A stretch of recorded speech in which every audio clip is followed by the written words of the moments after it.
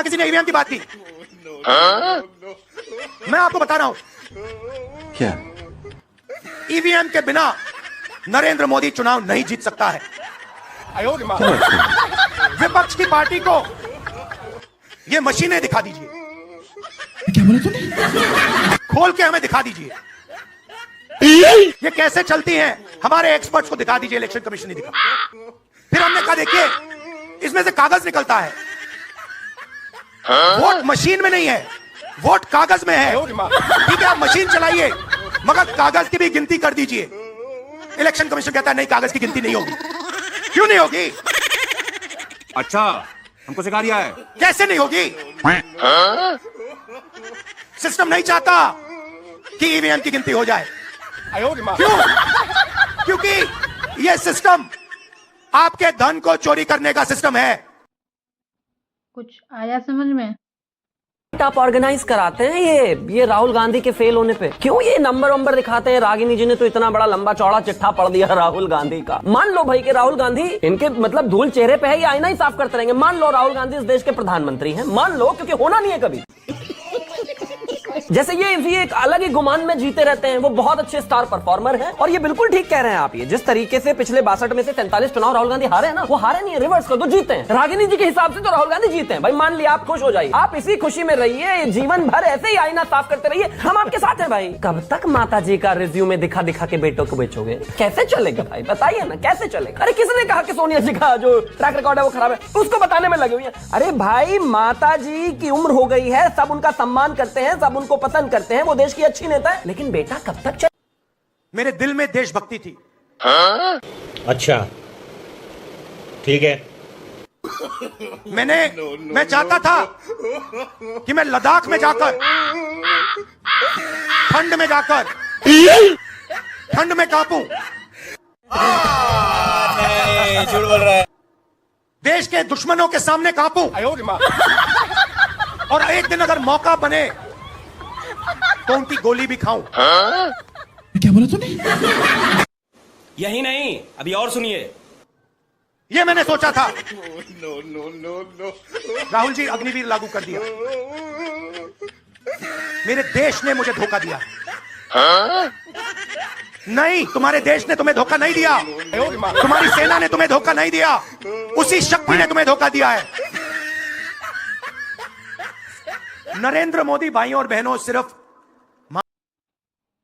समझे नेताजी क्या बोल रहे थे? हिंदू धर्म में शक्ति शब्द होता है। अच्छा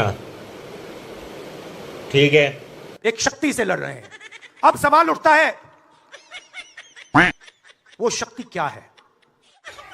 पता नहीं। जैसे किसी ने यहां कहा क्या? राजा की आत्मा ईवीएम में है। सही है, सही है। क्या बात कर रहे हैं? शिवसेना के लोग, एनसी के लोग ऐसे ही चले। नहीं, जिस शक्ति की मैं बात कर रहा हूं उन्होंने उनका गला पकड़कर उनको बीजेपी की ओर किया है और वो सब डर के गए हैं। क्या बोला तूने? प्रूव कर सकती हूँ कि ये भी आपने जो भी बोला ना कि वो गलत है।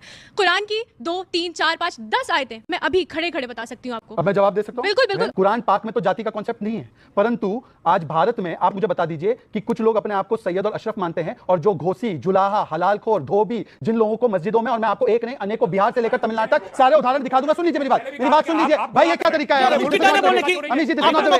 ग्रेटर कश्मीर, जो कि कोई प्रो बीजेपी पब्लिकेशन नहीं है, Kashmir graveyard discrimination which is supposed to be Muslim majority, वहां पर open secret that Kashmiri Muslim society is not allowing lower caste, so-called lower caste Muslims to be buried there. अब बोल लीजिए मुझे, अब दूसरी बात भाई अंग्रेजी ये तरीका नहीं हो सकता। जवाब में झूठ बोल रहे हैं। सच और झूठ का अगर फैसला करेंगे तो इस पायदान पे कोई खड़ा होगा नहीं। सच और झूठ की बात है ना, एक सेकंड, सच और झूठ की बात है ना, एक सेकंड, सच और झूठ की बात है ना जी। दुनिया चपटी है गोल है? ये क्या सवाल है? दुनिया चपटी है गोल है? क्या सवाल है? सुन लो, जब इनकी पहले सरकार आई, मैं आपको दिल की बात बताता हूं। क्या? अभी मजा आएगा ना भिड़ो। ईडी वाले आए, 50 घंटे बैठा दिया। अंत में पता है क्या बोलता है ईडी का अफसर, मुझे पता है क्या बोलता है, क्या? कहता है राहुल जी आप किसी से नहीं डरते हो, आप नरेंद्र मोदी को हरा सकते हो। अच्छा, ठीक है। ईडी का अफसर बोलता है मुझे, राहुल गांधी नहीं हूं। आप ये मत सोचो कि मैं राहुल गांधी हूं। आप ये मत सोचो कि उद्धव ठाकरे हैं। ये नहीं है, ये हिंदुस्तान की आवाज है।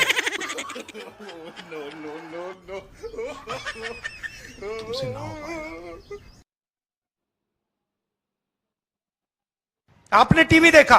नहीं। राम मंदिर के इनॉग्रेशन में आपने किसी गरीब को देखा? नहीं। किसान, मजदूर ना था? कौन था? पता नहीं। अंबानी था, अदानी था। तो करें क्या, बोले तो बोले क्या? बॉलीवुड की पूरी लाइनअप थी, सारे के सारे थे। उद्योगपति, अरबपति थे।